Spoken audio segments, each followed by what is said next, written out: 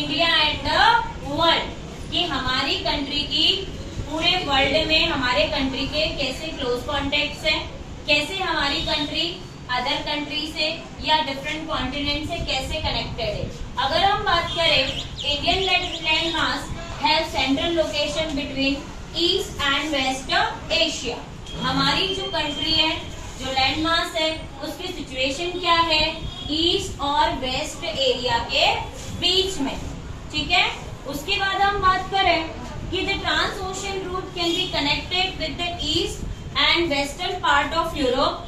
हमारी कंट्री का जो ट्रांस ओशियन रूट है, ओशियन रूट का मतलब क्या होता है कि मीन्स हम लोग ओशियन रूट से as well as we are connected from the land route. हम लोग दोनों ही रूट से क्या है, बहुत ही कनेक्टेड हैं। हम लोग इससे east and western part of Europe से इजीली कनेक्ट हो सकते हैं। मीन्स अगर आपको यूरोप जाना है तो we can connected from the land route as well as connected from the sea route. मतलब हमारे पास दोनों ही कंडीशन है कि हम लोग यूरोपियन नेशन से क्या हो सकते हैं, easily we can connect from it. उसके बाद हम बात करें, Indian Ocean help to connect with Asia, Europe and Africa.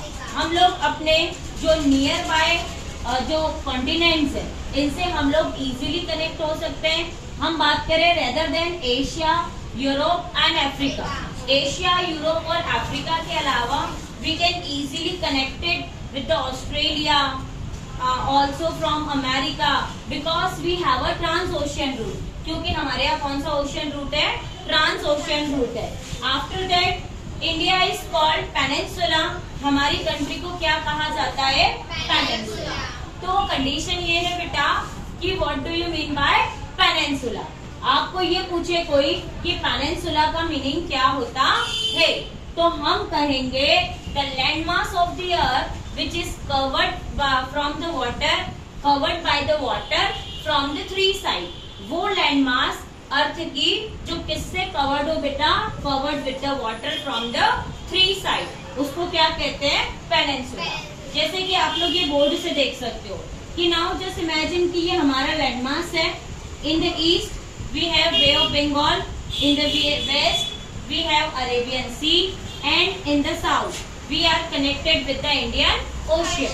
हम लोग किससे कनेक्टेड है, इंडियन ओशियन से। After that no other country has longest coast line. जितनी लंबी हमारी कंट्री की कोस्ट लाइन है, जैसे हमारी कोस्ट लाइन कितनी है, 7,516.6 kilometre.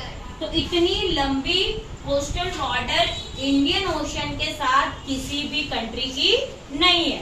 That is why Indian Ocean is gets name after it.